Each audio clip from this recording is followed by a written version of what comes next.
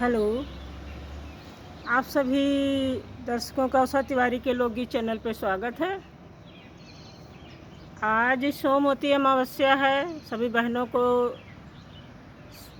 सौभाग्य के इस व्रत का बहुत बहुत बधाई, सभी को शुभकामनाएं। आज आप सबके लिए एक सोमवती अमावस्या पे कही जाने वाली कहानी लेके आई हूँ। बहुत बहनें आज सोमवती अमावस्या के अवसर पर पीपल वृक्ष की पूजा करती हैं, अपने सौभाग्य के लिए शुभकामना करती हैं। तो जब हम पीपल वृक्ष की पूजा करते हैं, पीपल का परिक्रमा करते हैं, तो उसके बाद एक कहानी जो अवश्य सुननी चाहिए वही लेके आई हूँ। आशा करती हूँ आप लोगों को अच्छा लगेगा। अगर कहानी अच्छी लगे तो कृपया लाइक करें, कमेंट करें, शेयर करें। धन्यवाद। कहानी को सुने और कमेंट में बताएं कि कैसा लगा। एक औरत थी, उनके एक बेटी थी, तो बहुत परेशान थी। उसकी बेटी की कहीं शादी नहीं हो पा रही थी।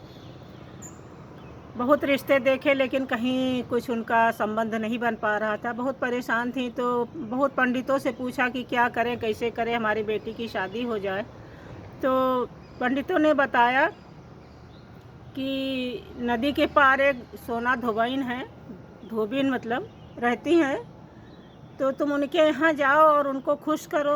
उनके यहाँ वो पहले लोग धोबी लोग गधा वगैरह पाले रहते थे, उस पर कपड़ा लाद के ले जाते थे, नदी वदी पे धुलने जाते थे।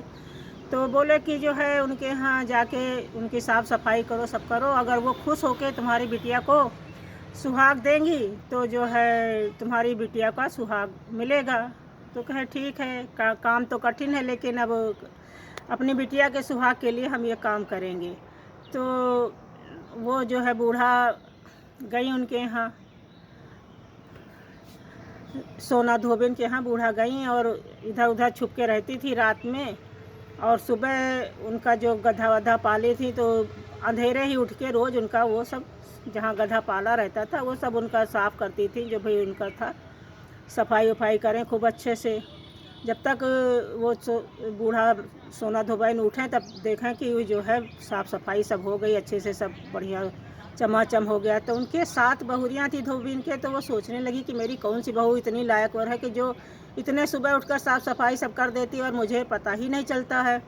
तो एक दिन कहें कि आज सोची कि मन में कि आज हम सुबह जल्दी उठ के देखेंगे कि कौन ये करता है मेरी बहू।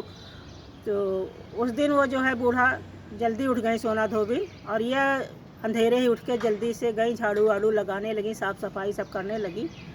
तो वो उठ के आई कि देखें कि कौन बहू है। तो जब देखी तो इनका हाथ पकड़ ली, कहीं कि बहन तुम कौन हो और हमारे यहाँ ये सब क्यों कर रही हो तुम। हम तो सोचे कि हमारी कोई बहुरिया है जो इतने सुबह आके मेरा सारा काम कर जाती, साफ़ सफाई, और तुम कौन हो और मेरा ये सब क्यों करती हो। तो कहें कि बिना स्वार्थ के इस दुनिया में कौन क्या करता है, हमारी भी कोई मजबूरी इसलिए हम ये सब करते हैं।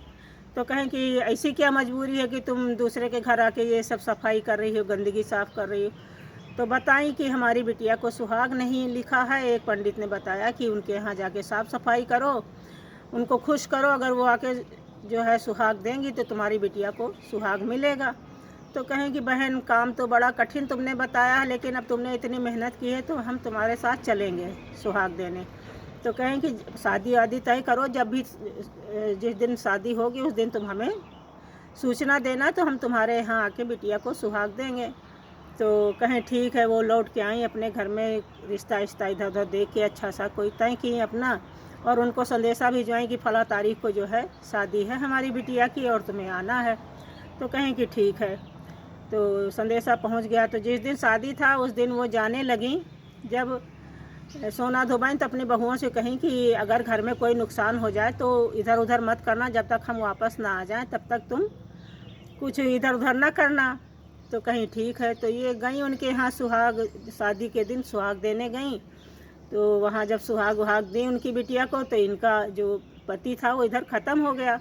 पति ख़त्म हो गया तो अब घर के लोग सब बहुत परेशान हुए, बहुएँ बेटे सब परेशान हुए, रोने गाने लगे। इसके बाद कहें कि अम्मा तो बोली थी कि ऐसा कोई नुकसान हो तो हमारे आने के पहले इधर उधर ना करना। तो कहें कि लाओ अच्छा इनको एक कमरे में बंद कर दें, जब अम्मा आएंगी तो देखा जाएगा क्या किया जाए।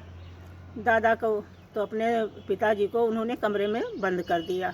अब ये वहाँ सुहाग वहाग दे के दूसरे दिन सुबह जब चली अमावस्या का दिन था, तो वहाँ से इनको विदाई उदाई धोबिन को दिया गया, सब चीज़ कपड़ा लत्ता सीधा सामान सब दिया गया। तो सुबह ही ये चल दी बिना कुछ खाए पिए, तो रास्ते में देखी तो निकली तो एक पीपल का पेड़ था, वहाँ औरतें सब जो है पूजा कर रही थी। यही अमावस्या का दिन था, तो औरतें सब पीपल पे पूजा कर रही थी, परिक्रमा कर रही थी। तो कहीं बहन आप लोग ये पूजा किस चीज़ की कर रही है, तो बताएं कि अपने सौभाग्य को बढ़ाने के लिए, पति की लंबी उम्र के लिए, स्वास्थ्य के लिए हम लोग ये पूजा कर रहे हैं। तो कहें कि हम भी कर लें, कहें कि करना चाहो तो कर लो, तो सभी कर सकते हैं।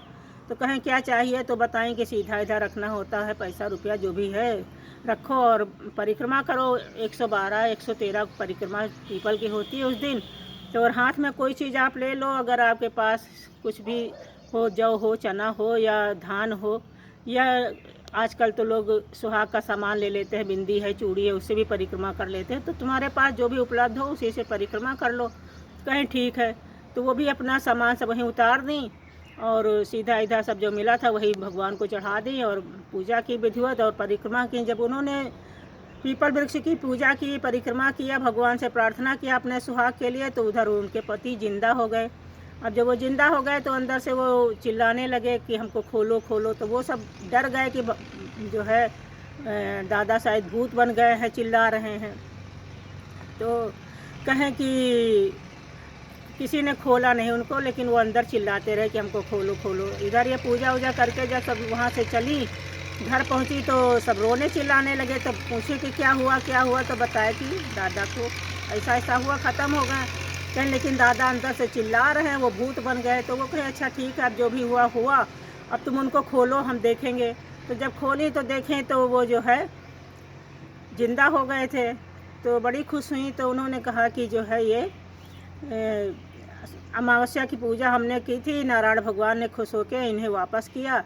तो जिस तरह से नारायण भगवान ने उनके पति को लंबी उम्र दी, फिर से जीवित किया, उसी तरह से सबके पतियों की रक्षा करें, सबका सौभाग्य बढ़ाएं।